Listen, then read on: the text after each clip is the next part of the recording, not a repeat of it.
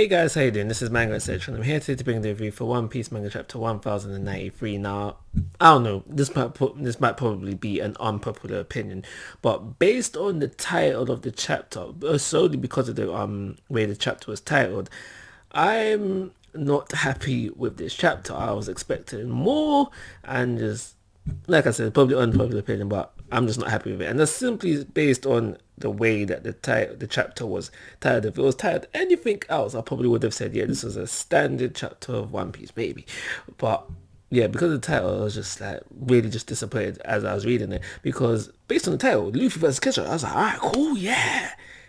After the last chapter, I was thinking, alright, cool, yeah, now we're gonna finally see a real fight. Now we're gonna see some blows getting put in, like some work getting done here. No.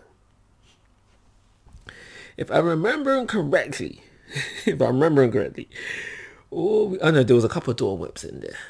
Alright, cool. So like, but again, it wasn't much. Luffy throws Kizaru away. Kizaru comes back. He's got light clones, if you will, and Luffy's able to dispel the light clones.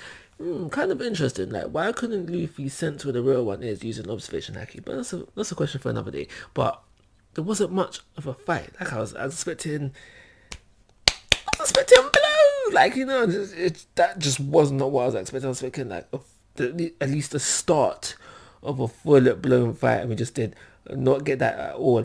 I know that is it's part of the charm, which is Gear 5. Luffy clowning. That's what he does in Gear 5. He clowns, and I just feel like Luffy is clowning. But that's like I said, that's the joy of Gear 5. But because he's not taking this fight seriously, that's why I feel like we're not getting these same blows. And again, Kizaru is kind of the same way. Kizaru's kind of got that lazy kind of vibe to him, and he doesn't really do more than he has to do. So when you put someone up who's lazy and just barely scrapes doing his job up with a clown, I guess this is kind of the fight you'd expect. But with all honesty, and I think I'm not the only one that's gonna feel like this opinion, we want to see blows. And now I don't feel like Luffy would struggle with an Admiral just as much as he struggled with, say, Kaido, but I still want to see the fight play out, like in a serious kind of manner. But we are not getting that as of yet. So therefore, that's where my overall disappointment with the chapter stands.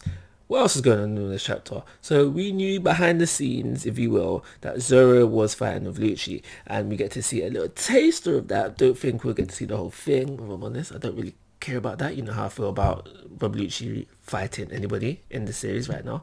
But we get a little taster of it. And now during the taste that we got within this chapter, we do see Luffy can see this fight, and he's clowning as he does, and he's like, oh, Zoro, like, want a hand.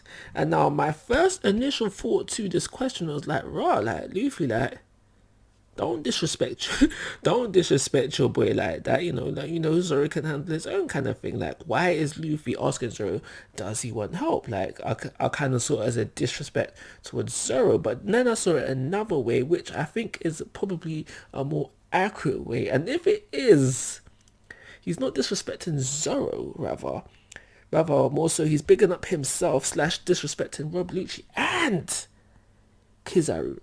Because the way I saw it secondly around is that Luffy is so confident in his ability that he feels like he can tussle. He feels like he's got time to spare to help Zoro as well. And if that's the case, that's a serious disrespect. Serious disrespect. But yeah, that's pretty much what I got to say on that side of things. And we do have that bit where Zoro's like, yo, like, like, if this is all you got, you can't tussle with the captain. You can't tussle with the captain. And now, right now, well, rather, initially, I was respecting Zoro for being able to having a seemingly easy time versing a Rob Lucci who is in his awakened form in what Zoro I was considering base at first. But once upon another look at the chapter, I realized I think that is the wisps around his swords. I think he is in what's it called? Hell King mode. Hell King mode. So regardless, he's still doing a good job against Rob Leach. I didn't expect him to struggle at all, but we get that. And now the third and final thing to mention about this chapter is that Bonnie, Bonnie, she was thrown off their current location, so they need to go retrieve her, and we have Vegapunk doing that. That's what I gotta say about that, man. I don't really need to dive into that too much more. So yeah, overall disappointed with the chapter. The pacing is just whew, we have gone nowhere within this chapter.